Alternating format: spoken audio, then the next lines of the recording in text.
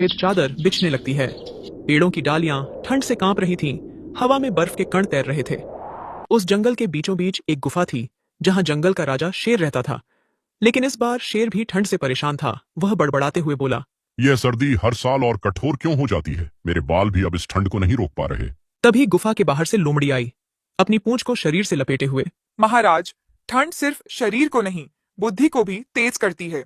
जो सोच समझकर चले वही बचे। उसी समय भेड़िया भी वहां पहुंचा। उसकी हालत सबसे बुरी थी, पतला, भूखा और ठंड से कांपता हुआ। सोच विचार पेट नहीं भरता लोमड़ी। न शिकार मिल रहा है, न गर्म जगह। यह सर्दी हमें मार डालेगी। तभी एक खरगोश आया और बोला। मुझे तो बिल से बाहर निकलने में भी डर लग रहा है, बर्फ हर जगह है। जंगल से थोड़ी दूर एक किसान का छोटा सा खेत था। किसान, जिसका नाम हरिराम था, अपने फटे कंबल में आग जलाने की कोशिश कर रहा था। हे भगवान, इस ठंड में फसल बच जाए तो बहुत है। जानवर भी बेचारे क्या करते होंगे। रात और गहरी हो गई, बर्फ गिरनी तेज हो गई। जंगल में भोजन मिलना लगभग असंभव था। लोमड़ी ने सबको एक जगह बुलाया। अगर हम अलग अलग रहे तो मर जाएंगे। हमें मिलकर कोई उपाय निकालना होगा। और तुम चाहती हो कि मैं शेर के साथ बैठकर योजना बनाऊं? आज राजा और प्रजा का भेद नहीं, सर्दी सबको बराबर कर देती है।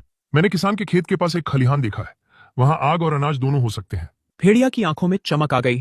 तो देर किस बात की, चलो वहां चलते हैं। रुको, इंसान का क्षेत्र है। अगर बिना सोचे गए तो मुसीबत होगी। उधर किसान हरिराम को भी आहट मिली। जंगल के जानवर भूखे होंगे, अगर वे गांव की ओर आए तो नुकसान भी हो सकता है। उस रात जानवर खेत के पास पहुंचे। ठंड से बेहाल भेड़िया आगे बढ़ा, लेकिन शेर ने उसे रोका। अगर हमला किया तो आग और लाठी दोनों मिलेंगी। लोमड़ी आगे बढ़ी और जोर जोर से बोलने लगी। हे किसान, हम भूखे हैं, ठंड से मर रहे हैं। लड़ाई नहीं, सहारा चाहते हैं। किसान चौंका, लेकिन डर के साथ दया भी जागी। अगर वाकई शांति चाहते हो तो आग के पास आओ, लेकिन कोई नुकसान नहीं। धीरे धीरे सभी आग के पास बैठे। आग की गर्मी ने सबके शरीर को राहत दी, लेकिन मन अभी भी सशंकित थे। मैंने पहली बार इंसान के साथ आग साझा की है। ठंड दुश्मन नहीं देखती बेटा, भूख और सर्दी सबको एक जैसा बना देती है। आज समझ आया कि ताकत से ज्यादा जरूरी समझदारी है। अगर हम साथ ना आते तो शायद कोई ना बचता। लोमड़ी ने आखिरी बात कही। सर्दी हमें सिखाती है, जो बांटना जानता है वही जीवित रहता है। सुबह जब सूरज निकला, बर्फ चमकने लगी। जानवर जंगल लौट गए और किसान अपने खेत। जंगल लौटते समय सूरज तो निकल आया था, लेकिन ठंड कम नहीं हुई थी। बर्फ जमकर बर्फ की चादर बन चुकी थी। हर कदम फिसलन भरा था। खरगोश सबसे आगे आगे कूदता हुआ चल रहा था, लेकिन अचानक उसका पैर फिसला और वह बर्फ में गिर पड़ा। बचाओ, मैं उठ नहीं पा रहा। भेड़िया झट से रुका। एक पल के लिए उसके भीतर का शिकारी जागा, लेकिन फिर रात की आग और किसान के शब्द याद आ गए। वह खुद से कहने लगा।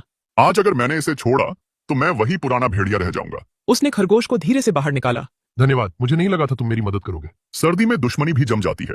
आज जंगल बदल रहा है और यह बदलाव ठंड से नहीं, समझ से आया है। लोमड़ी ने मुस्कुराकर कहा। महाराज, जब हालात कठोर होते हैं तभी असली स्वभाव सामने आता है। अभी वे कुछ ही दूर चले थे कि तेज बर्फीला तूफान आ गया।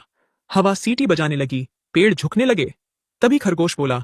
अब क्या होगा, मेरी तो सांस जम रही है। लोमड़ी ने चारों ओर देखा। अगर हमें कोई शरण नहीं मिली तो यह तूफान हमें खत्म कर देगा। भेड़िया सूंघते हुए बोला। मुझे पहाड़ की ओर किसी पुरानी गुफा की गंध आ रही है। तो सब मेरे पीछे चलो, कोई पीछे नहीं रहेगा। वे बड़ी मुश्किल से गुफा तक पहुंचे। गुफा अंधेरी थी, लेकिन बाहर की मौत से बेहतर। गुफा के अंदर बैठते ही खरगोश कांपते हुए बोला। मुझे बहुत ठंड लग रही है। शेर ने पहली बार अपना विशाल शरीर उसके पास कर लिया।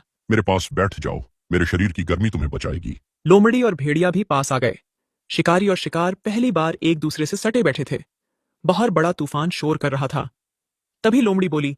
क्या तुम जानते हो, मैं बचपन में अपने पूरे परिवार को एक सर्द रात में खो चुकी हूँ। सभी ने ध्यान से लोमड़ी की ओर देखा। उस दिन मैंने सीखा कि अकेलेपन से बड़ी कोई ठंड नहीं होती। भेड़िए ने गहरी सांस लेते हुए कहा।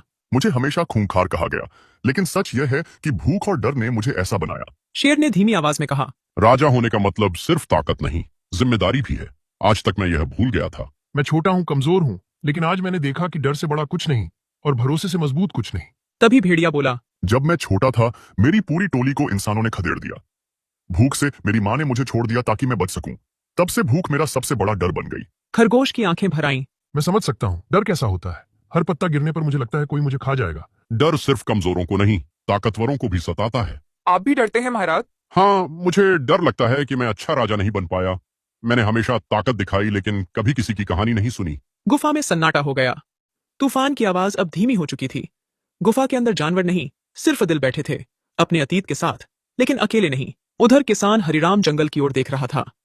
तूफान देखकर उसका मन बेचैन था। उसने कुछ कंबल और अनाज बोरे में डाले और कहने लगा, अगर भगवान ने चाहा तो उन्हें ढूंढकर मदद करूंगा। सुबह होते होते तूफान थमा। किसान जंगल की ओर चल पड़ा। जैसे ही जानवर गुफा से बाहर निकले, उन्होंने किसान को आते देखा। खरगोश खुशी से उछल पड़ा और बोला, वो देखो कौन आ रहा है, किसान। किसान ने उन्हें देखकर डरने की बजाय राहत की सांस ली। लगता है आज मेरी चिंता बेकार नहीं गई, सभी सुरक्षित है। उसने कंबल जमीन पर रख दिए। इसे बांट लो, सर्दी अभी बाकी है। आज से जंगल तुम्हारा दुश्मन नहीं। शेर ने सिर झुकाकर सम्मान दिया। इंसान और जानवर दोनों अगर समझ लें तो धरती स्वर्ग बन सकती है। महाराज, जब ठंड और भूख सामने हो तब राजा और जानवर का भेद मिट जाता है। अगर हर इंसान तुम्हारी तरह सोचे तो जंगल और गांव में कभी युद्ध न हो। किसान मुस्कुराया। और अगर हर राजा तुम्हारी तरह सुने तो डर की जगह भरोसा जन्म ले। सर्दी धीरे धीरे खत्म हुई। जंगल में फिर हरियाली आई। सभी एक साथ मिलजुल कर रहने लगे। उस साल जंगल में कुछ बदला हुआ था।